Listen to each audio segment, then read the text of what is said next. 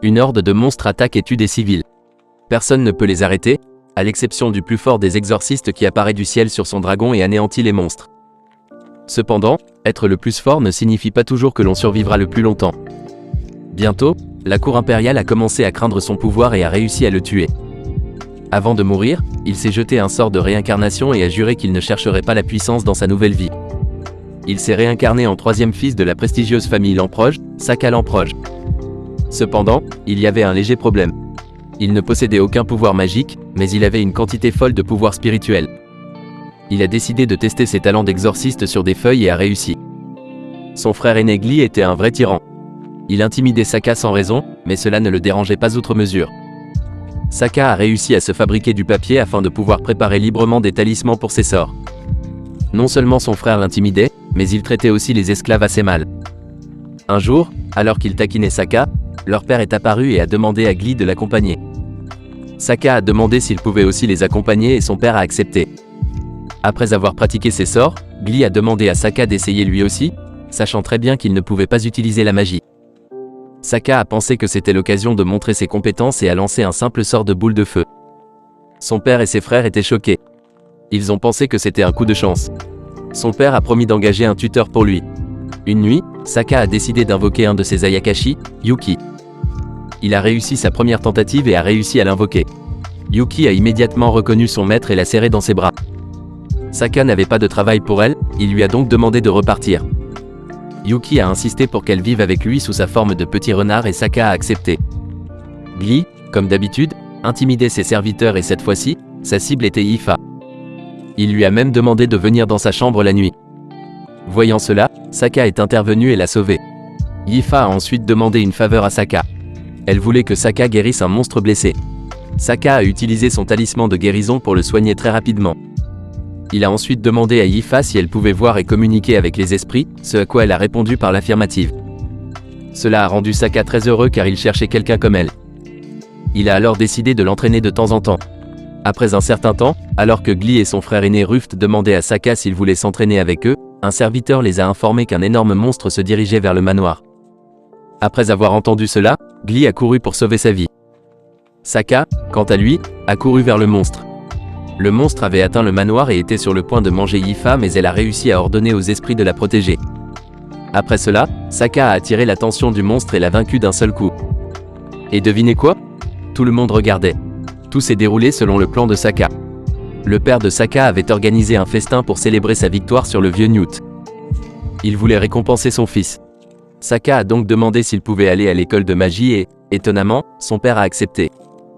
Saka a demandé s'il pouvait emmener Yifa avec lui, ainsi que son serviteur personnel. Son père a d'abord refusé, mais lorsque Yifa a prouvé qu'elle pouvait utiliser la magie, il a accepté. Gli était contre tout cela car c'est lui qui était censé aller à l'école de magie. En fait, il y a une règle dans leur famille qui veut qu'un seul fils puisse aller à l'école de magie. Et si Saka y va, Gli ne peut pas.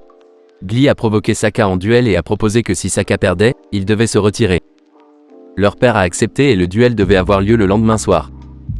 Plus tard dans la nuit, Luft, le frère aîné de Saka, est venu dans sa chambre et lui a offert un cadeau pour son anniversaire. Il s'est également excusé de ne pas l'avoir traité gentiment. Alors que Saka regardait le cadeau, Gli est apparu de nulle part et a défié Saka. Leur duel était censé avoir lieu demain, mais Saka a quand même accepté. Il était persuadé qu'il allait gagner. Gli a utilisé son plus puissant sort pour tenter de tuer Saka. Saka a utilisé ses compétences pour forcer Gli et lui a quelque peu cassé le bras. Il a été décidé que Saka irait à l'école de magie. Selon Gli, ce n'était que de la chance. Cependant, tout s'est passé selon le plan de Saka. C'est lui qui a forcé l'aîné Newt à quitter sa maison en utilisant un de ses Ayakashi, New Yudu. Ensuite, il a ramené Gli et a commencé à se préparer pour le voyage.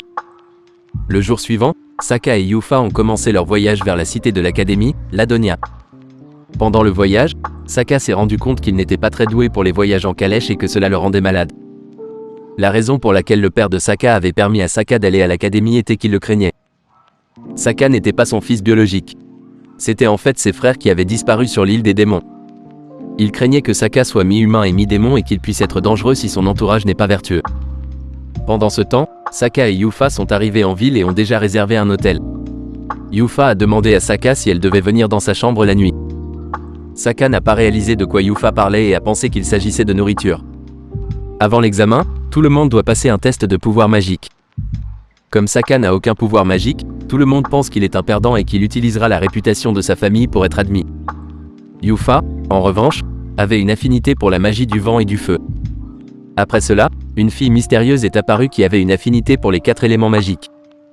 Tout le monde a été choqué car il n'avait jamais vu une telle chose auparavant. Saka a reconnu la fille car elle ressemblait à l'une de ses élèves de sa vie précédente.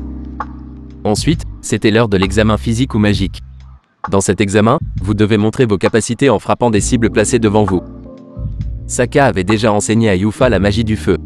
Cependant, il y avait une surprise pour lui. Yufa pratiquait également la magie du vent et l'avait presque perfectionnée. Saka était aux anges après avoir vu cet effort. Enfin, c'était le tour de Saka. Il ne voulait pas trop se faire remarquer alors il a juste utilisé la magie du feu, de la pierre et de la glace. Il s'est avéré qu'Amu était encore plus impressionnant que Saka et Yufa. Les résultats ont été annoncés le jour suivant. Yufa était mieux placé que Saka à cause de l'examen physique. Saka était choqué. Amu était bien sûr à la première place. Ils avaient tous deux réussi le test et il était temps de procéder à la cérémonie d'ouverture. Sur leur chemin, Saka a découvert un étrange cercle magique. Il l'a négligé en considérant que c'était la propriété de l'école. Amu était censé présenter le discours d'introduction et pendant qu'elle parlait, Saka a réalisé que quelque chose n'allait pas. 3 démons inférieurs ont détruit le mur et sont entrés dans la salle de cérémonie. Amu et les autres ont essayé de les arrêter. Pendant ce temps, Saka a identifié le lanceur de ce cercle magique et s'est immédiatement téléporté pour l'arrêter. C'était l'heure du vrai combat. Le démon a averti Saka qu'il ne pouvait pas le vaincre seul, mais Saka avait confiance en ses capacités. Le démon a invoqué d'autres de ses serviteurs mais ils étaient bien trop faibles pour Saka. Ce qui est intéressant ici, c'est que le démon peut voir l'Hidagata de Saka. Le démon se présente comme Golgaleos. Au début, il semblait avoir le dessus sur Saka car il a même réussi à lui arracher le bras. Il peut utiliser la téléportation noire et était trop rapide pour lui. Il l'a même tué en utilisant ses épées. Cependant, les rôles se sont inversés assez rapidement. Saka n'était pas connu comme le plus fort exorciste sans raison. En utilisant la magie de la réincarnation, il s'est ramené à la vie. Gol a essayé de le tuer une fois de plus, mais en vain. C'était le moment pour Saka de prendre sa revanche. Le but principal de Gol était de tuer Amu avant qu'elle ne devienne plus forte. Les démons craignaient qu'elle ne devienne le héros légendaire.